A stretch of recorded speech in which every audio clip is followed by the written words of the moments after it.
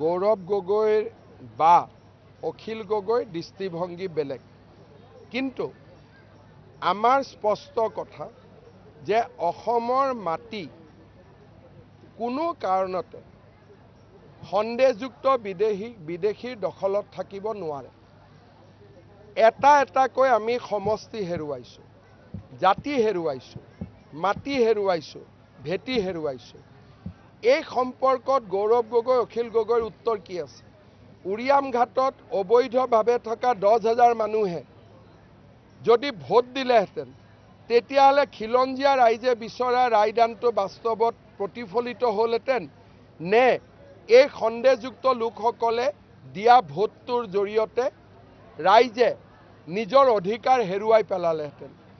দুখীয়া মানুহৰ লগত 200-300 বিঘা মাটি থাকে নেকি? দুখীয়া মানুহৰ লগত 9-10টা ফিচাৰী থাকে নেকি?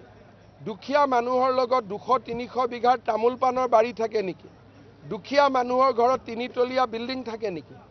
গতিকে তেওঁলোকে যাক দুখীয়া বুলি ক'ব খোজে, তেওঁলোক অন্ততঃ আপোনালোক সাংবাদিক গোটেইকেইজনতকৈ ধনী। গৌৰৱ গগৈৰ বা অখিল গগৈৰ দৃষ্টিভংগী বেলেগ, কিন্তু আমাৰ স্পষ্ট কথা যে অসমৰ মাটি কোনো কাৰণতে সন্দেহযুক্ত বিদেশীৰ দখলত থাকিব নোৱাৰে।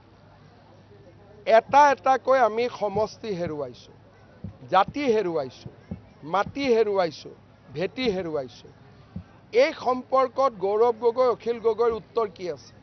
উৰিয়াম ঘাটত অবৈধভাৱে থকা 10,000 মানুহে যদি ভোট দিলেহেঁতেন, তেতিয়াহ'লে খিলঞ্জীয়া ৰাইজে বিচৰা ৰায়দানটো বাস্তৱত প্ৰতিফলিত হ'লহেঁতেন নে এই সন্দেহযুক্ত লোকসকলে দিয়া ভোটটোৰ জৰিয়তে ৰাইজে নিজৰ অধিকাৰ হেৰুৱাই পেলালেহেঁতেন?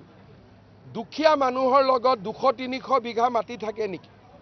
দুখীয়া মানুহৰ লগত 9-10টা ফিচাৰী থাকে নেকি? দুখীয়া মানুহৰ লগত 200-300 বিঘাৰ তামোল পাণৰ বাৰী থাকে নেকি? দুখীয়া মানুহৰ ঘৰত 3তলীয়া বিল্ডিং থাকে নেকি?